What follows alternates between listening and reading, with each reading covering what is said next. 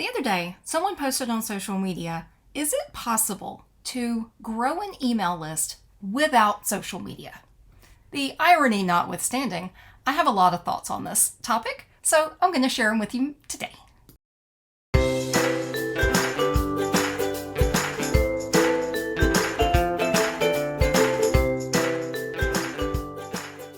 First, let's start with in-person events. Remember those? There are a lot of opportunities for you to make contacts with new people at in-person events like trade shows or conferences or retreats and that kind of thing. And this applies to online events as well, but in this case I want to talk about person-to-person, face-to-face kind of events.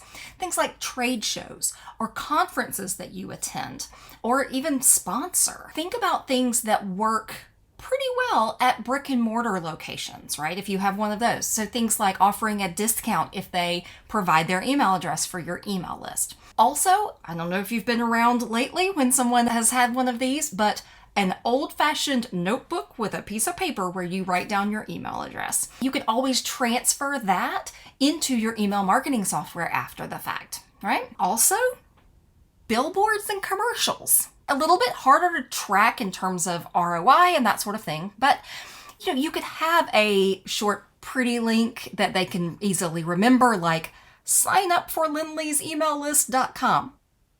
Well, that's not very short, but you know what I mean. You could also do something like SMS or text opt-in. I have a friend who's an email marketer who does this, and I think it's brilliant. Anytime she goes somewhere, she just says, if you want to get on my email list, text 12345 and include the word list, and I'll add you to my list.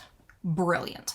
A lot of the major email marketing platforms either have this built in or can interface with something like Twilio or another platform for SMS messaging that will allow you to do this. But maybe you're not so much of a in-person kind of person. That's totally fine. There are lots of opportunities for you to create relationships with people, even if it's online, right? So think first about how you can borrow someone else's audience temporarily. So how can you be a guest speaker or writer on, say, their blog? Or maybe on their YouTube channel. They could do an interview with you on YouTube or on Facebook Live or something like that. Oh, TikTok, TikTok Live, definitely. If you have 1,000 subscribers to your TikTok, you can do a live. Also, you could, be a guest.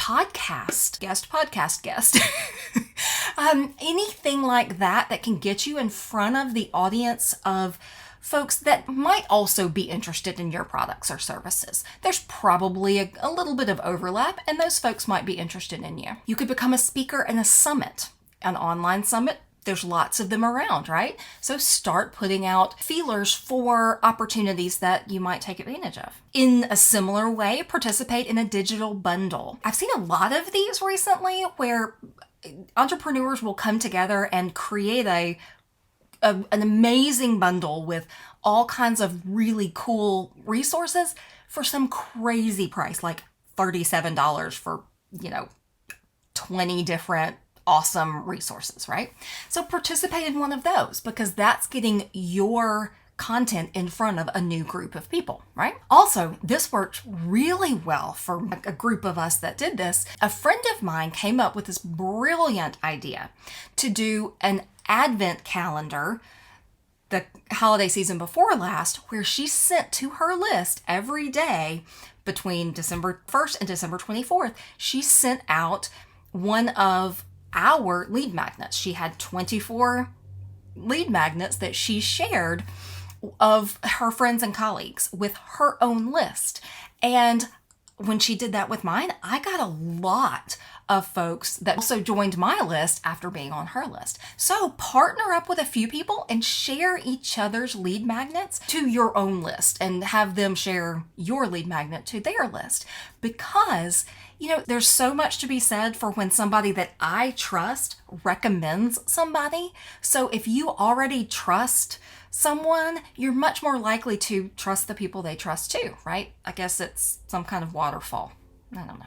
You could also look at setting up an affiliate program so your friends and colleagues could share content around your products and services that they could also get a little bit of a kickback from, right? So affiliate programs can be very cool. This next topic may seem like I'm cheating, but I'm not. So this question is, how can you grow your list without social media? That doesn't mean, how can I grow my list without any online intervention, right?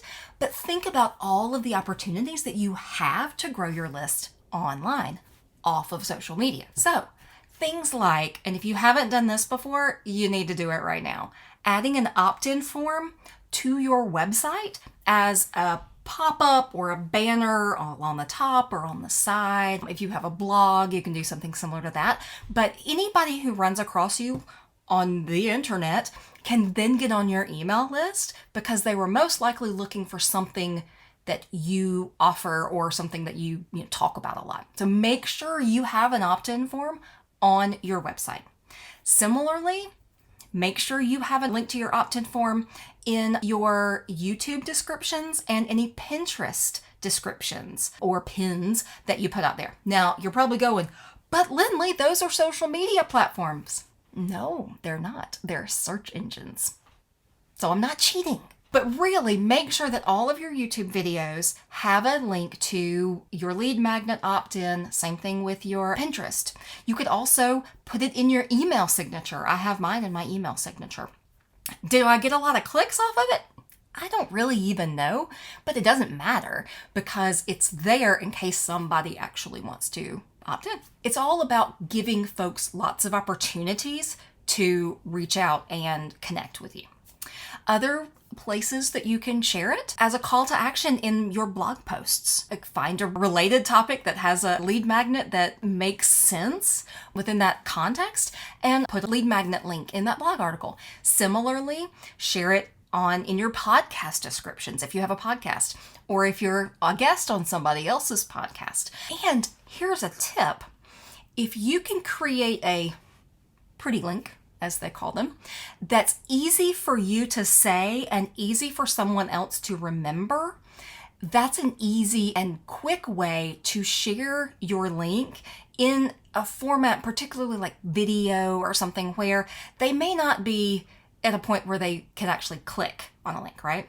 So if you had a pretty link that was like one of mine, I think is lindleyhips.com/WS Magic for Welcome Sequence Magic, which is one of my lead magnets. I can say that easily without getting tripped up, and someone can easily write that down if they can spell my name. And finally, even something like Google Ads could be useful if you have the right strategy and you know what you're doing with Google Ads. Again, search engine, not a social media platform. And this last thing is not so much a platform as it is just a tool that you could use in a lot of these different situations. Embrace the power of the QR code.